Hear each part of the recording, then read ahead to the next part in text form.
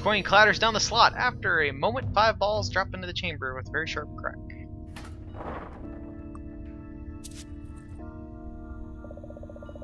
You bowl the skee ball down the lane and watch in anticipation.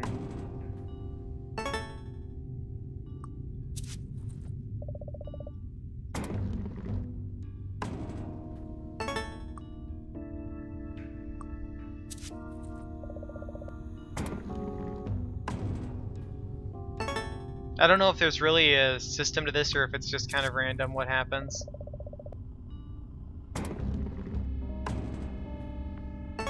Okay, it does look like... So we're gonna test this one more time.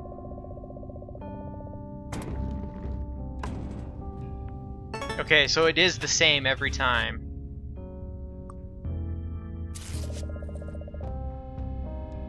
You tear your tickets out of the slot and take a moment to fold them up into a complicated little ticket pile. We have 6 tickets.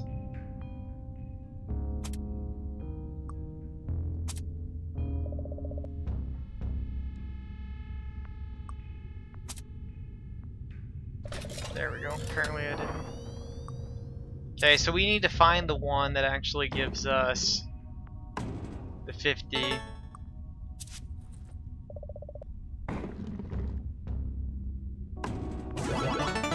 This is the lane we want.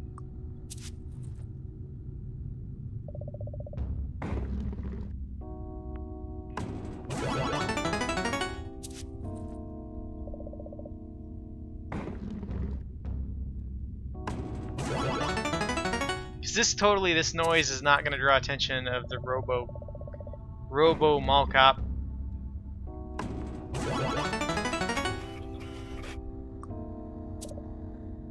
$22 tickets. Take it.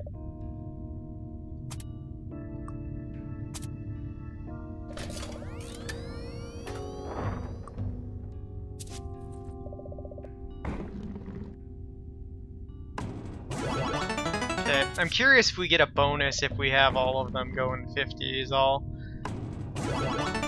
There's got to be a way to get tickets quicker than this. Just because they wouldn't have you sit here and do this forever. At least you'd hope not, because that's terrible if they did want you to.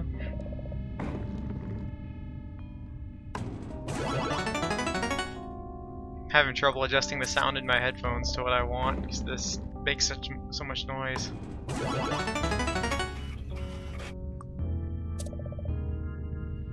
Okay, so basically...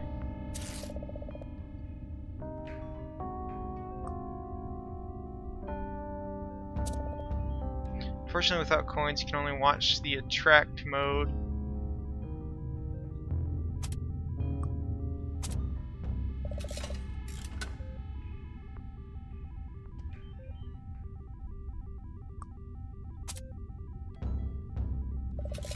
Select Dwarf because he's got a truly epic beard. The stage opens on the battlefield, arrows arcing in the background. You move to the left. Several kobolds bound on screen. They seem like low-level enemies, so you attack. They barely fight back, and each one goes down after a single multi-hit combo. One of them drops a bag of money, which you pick up. You spend a little more time exploring that screen, but a big annoying arrow appears, prodding you to keep moving to the right. You reach the edge of the forest, and 2 more kobolds appear, this time flanked by a goblin archer. Play continues like this for a while until you eventually run out of energy. You got pretty far. Okay, so far the only thing we can get tickets from is that. It takes a minute for you to figure out what you're supposed to do, and as soon as that happens, you die. It goes a lot smoother this time. You get several boards in before it gets too hard.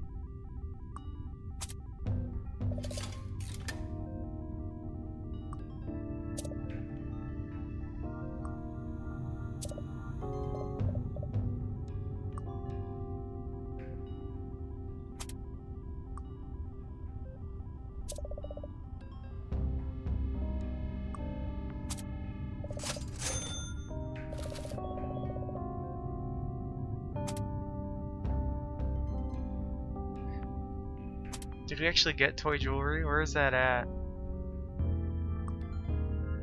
Hold Hold on a second. That might work for this, actually.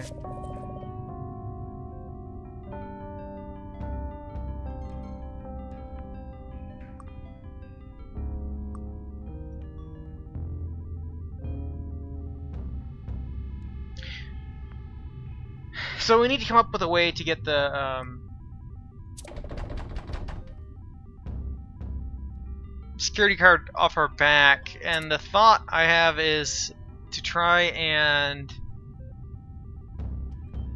make this lady appear in the security camera by the massage stuff. Oh, that is not what I wanted. Shoplifting incident. The suspect was female with green hair, red dress, and heels.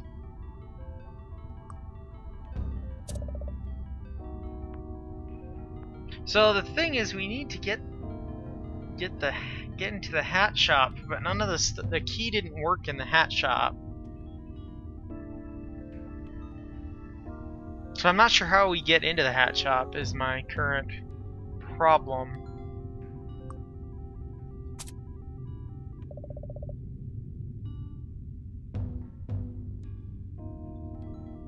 So the headphones apparently isn't the thing, so I'm wrong on that one, I guess.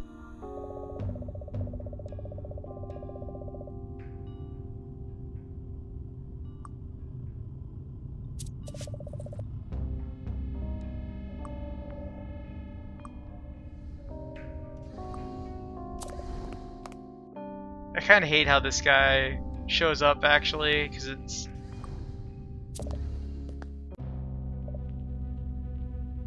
kind of annoying. So there's got to be a way to get rid of him. But we need the hat, because I'm thinking this picture is what's important. I don't know what we would put it on, though, either, so we kind of need a dummy. Or a mannequin, I should say. As the dummy in here is generally not one to be messed with. And I really don't know what to do with this guy, because if headphones aren't the solution to that riddle, I really don't know what is.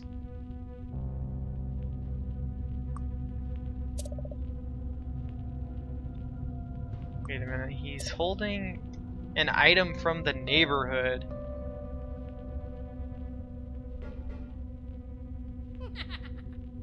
An item from the neighborhood.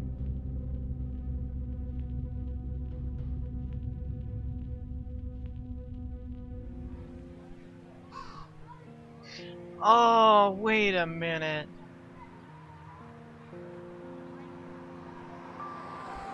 Okay, so I've been wandering around for a little while here. Although I didn't force you guys to watch it, but I've been wandering around for a bit trying to figure out what we can use for that riddle. And ultimately I came back to the school, because it appears for the main character here would be students, his fellow students. And the key to privacy in a sea of your peers, and so I actually think it's the locker key. Because if you think about it, it's actually literally a key. But in a sea of your peers, the thing that's private that you have that's private for you is your locker.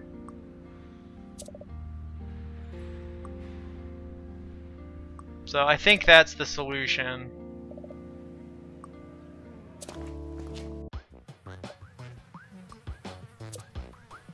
Let's go to the mall.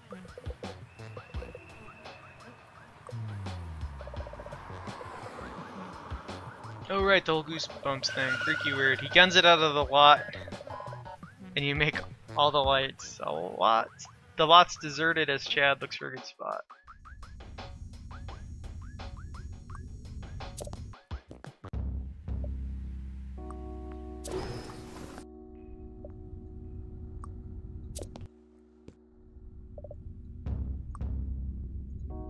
So I'm thinking at this point we need to get rid of the security guard to make that phone call, because I'm gonna guess that no matter where he's at, because he wasn't even around us when we did that, he shows up, so we have to get rid of him. Oh, you know what? It's been long enough that I should probably do this. Long enough for me, probably not for you guys. Aha! Well, there now, you got it. Something I didn't expect. Congratulations, the locker key is correct. Since you played by the rules, I should do the same. I'll leave you alone here just as quick as I can.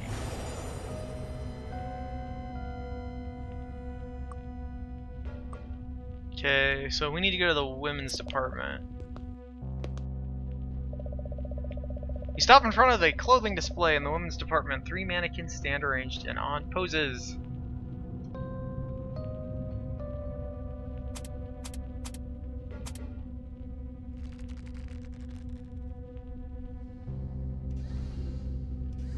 Oh man, he's here too. Oh.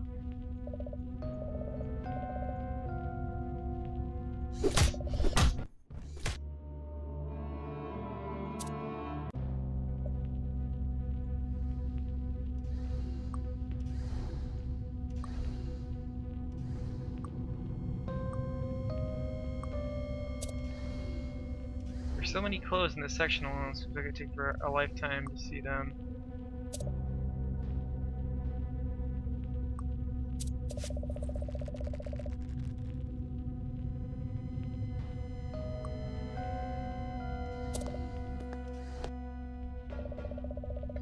You are gripped with apprehension as you enter the fitting rooms, all 3 stalls shut. You peek underneath each door just in case something is lying in wait to attack. You don't see anything suspicious, but that doesn't mean you're safe.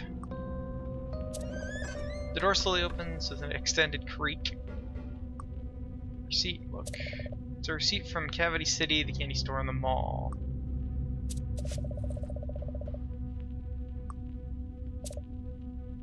Every part of this outfit is made of jeans. It seems a little one note.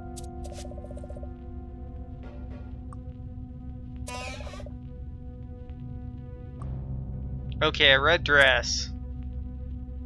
Take that.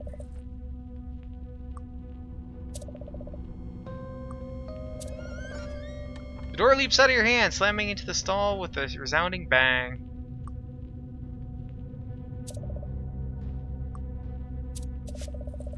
Take the green dress with you.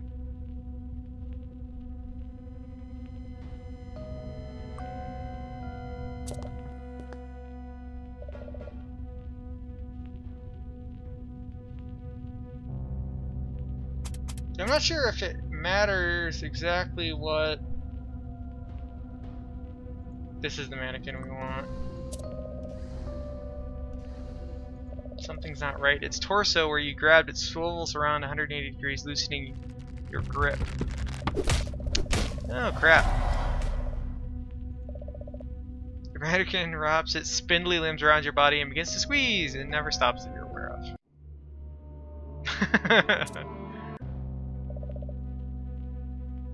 Okay.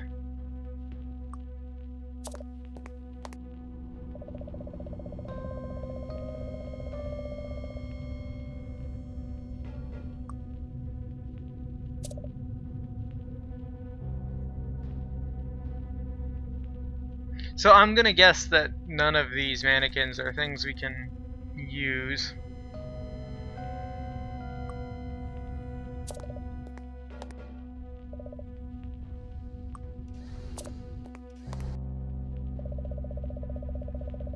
Racks upon racks of shoes line the walls and various displays scattered about. Definitely the shoe department.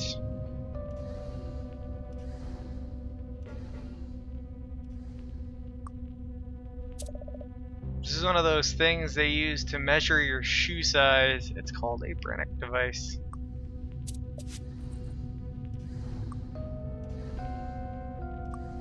Slippers, sneakers.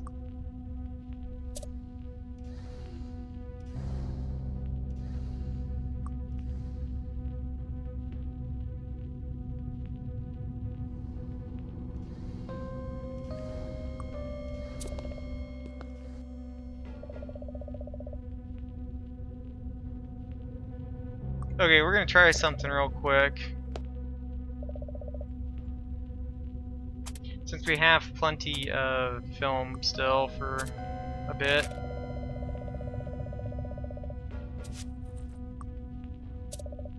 Polaroid photo in the women's department. Something chalky is spread along the floor, revealing two sets of footprints.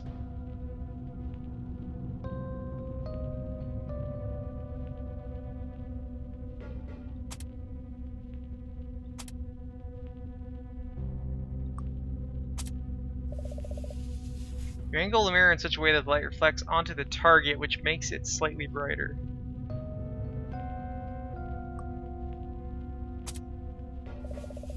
You spread the face powder along the floor, revealing the terrifying reality of the situation.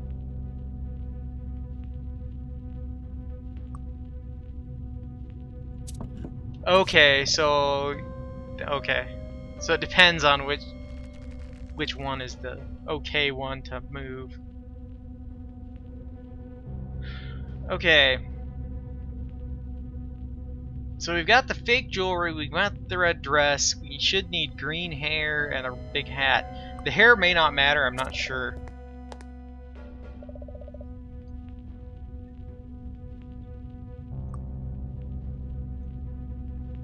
I'm not sure if we need anything else out of the shoe department either. Oh yeah, we do. What did that report say? The report said something about... So I think it's this one. We're red dress and heels, so we need heels out of here.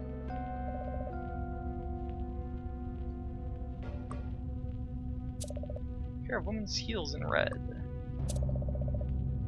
Okay, so we'll take these.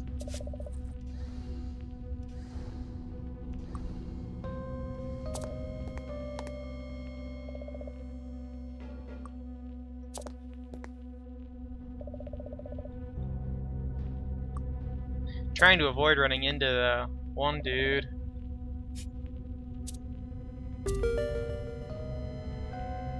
Okay, we still don't have the wig.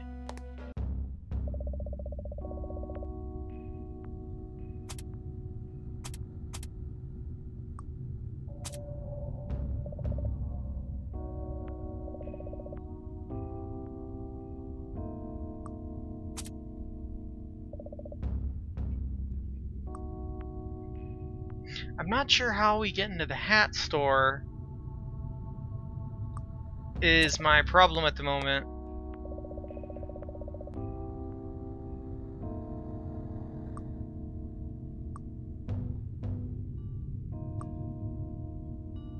Tone straps.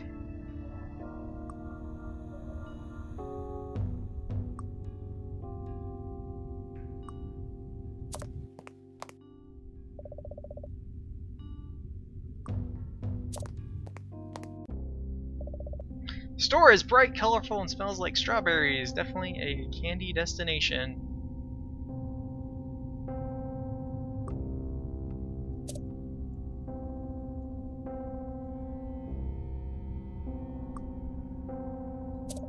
Step closer to the cash register.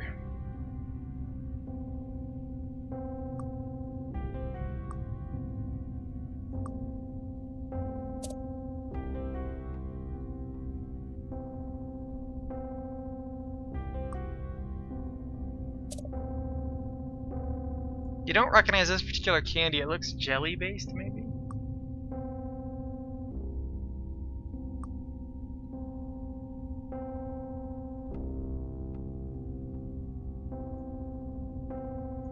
Oh, hold on a minute. Green candy. Okay, green hair. So we have the green hair.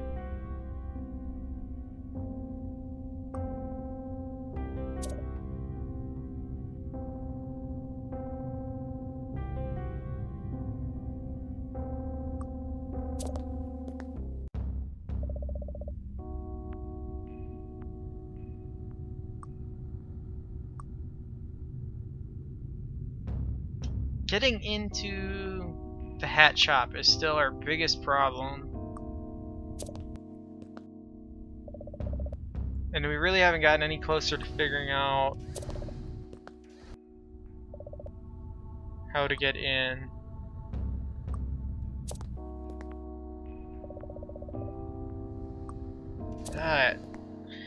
Dealing with the security guard is incredibly annoying because it limits how he can move. Try to lift the heavy metal shutter, but it's clearly locked.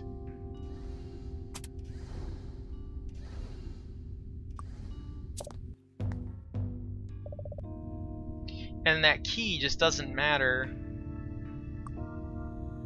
Like, the key should matter somewhere. Like, we have to be able to get in somehow, but I don't understand why it doesn't seem to work on that lock.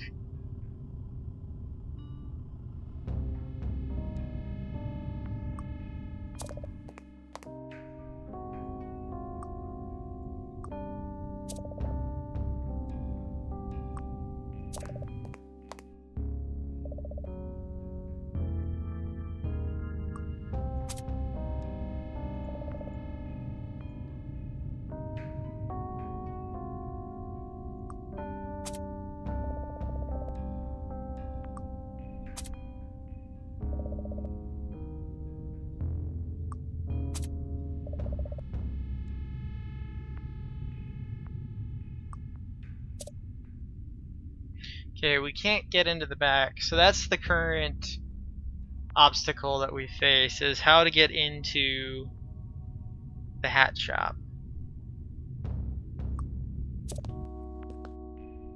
And I do have an idea now. I don't think it makes much sense personally, but okay, it is right next to the hat shop.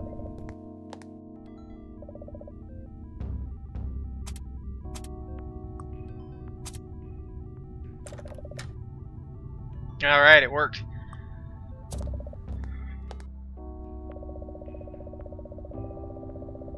You're in an upscale hat store. There's a very pleasant leather smell about this place.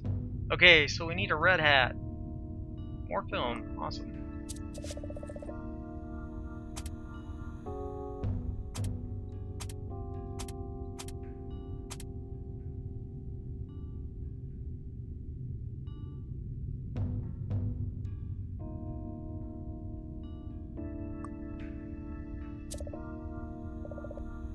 Female, green hair, and red dress and heels.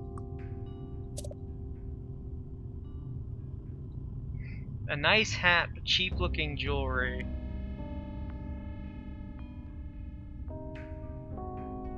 We have the cheap looking jewelry.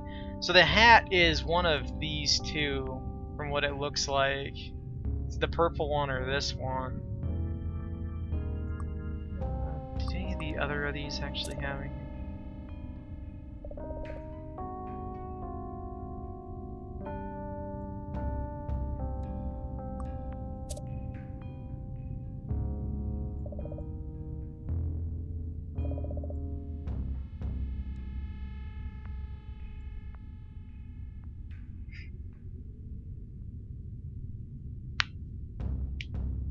Okay. So we don't know which of these hats we need.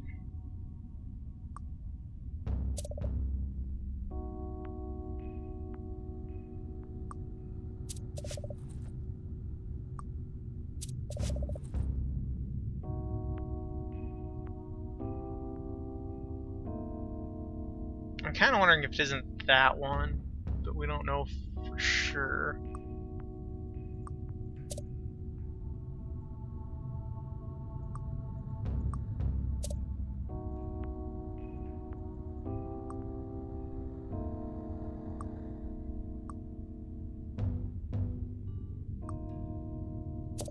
Alright. I think we're ready to try setting this up. Oh, we can do something real quick since we haven't done it, which is as well.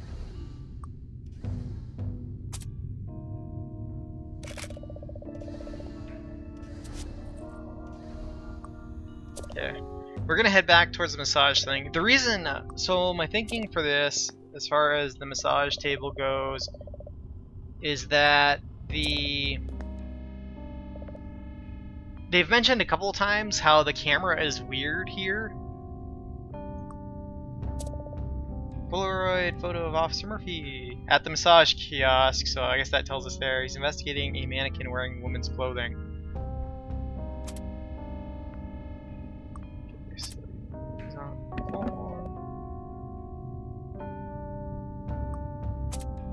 Use the shoes. Use the dress. Use the cotton candy.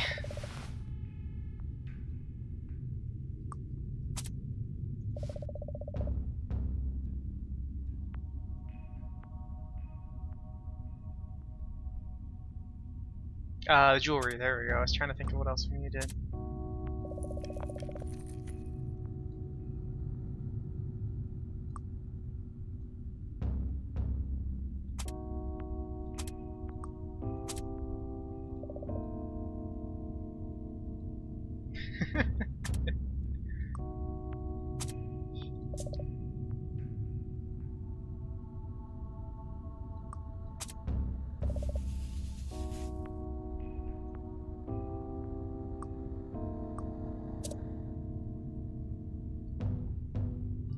Okay, so I think that's everything we needed. The heels, the dress, the wig, the hat, and the necklace.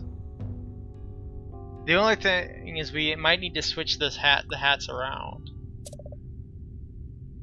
The mannequin set, you sneak away and hide. Sure enough, after a few minutes, the security guard rushes past. Success! You should keep him. That should keep him busy for a while. Now you're free to explore. Okay. So we got rid of the security dude, which means we can now call what we hope is R.L. Stine.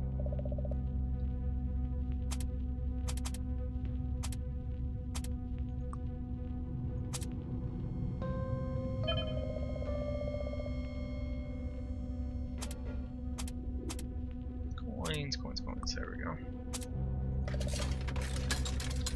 You slide a few coins into the slot. They make a very satisfying clatter as they disappear. You dial the number you memorized and wait as it rings and rings and rings. Someone picks up. After a long silence, they speak with obvious impatience. Yes? Yes, this is Mazrith. I'm looking for R.L. Stine.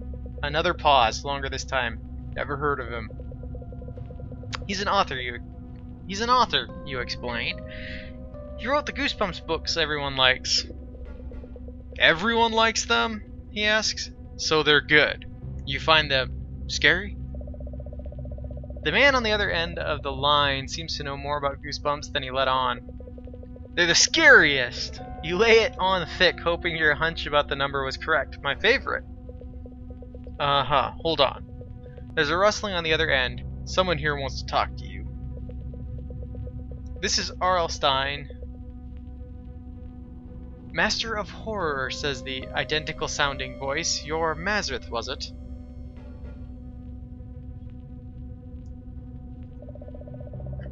It's definitely been R.L. Stine the entire call. That's not surprising. That's right, sorry sir, but we don't have a lot of time. Slappy is here and... Slappy? Why didn't you say so? He's serious. How'd he get free? Never mind, where are you? The town center Galleria. You wonder if you'll need the address. Okay, good. Now listen. You hear a car door open and shut on the other end. You must keep Slappy distracted. Do you understand? It's important. The car starts. Do whatever it takes to keep him busy. You can do this, Mazrith. After a beat, he adds, I'll be there as soon as possible. R.L. Stine hangs up abruptly and the line goes dead. Alright. So we finally called R.L. Stine.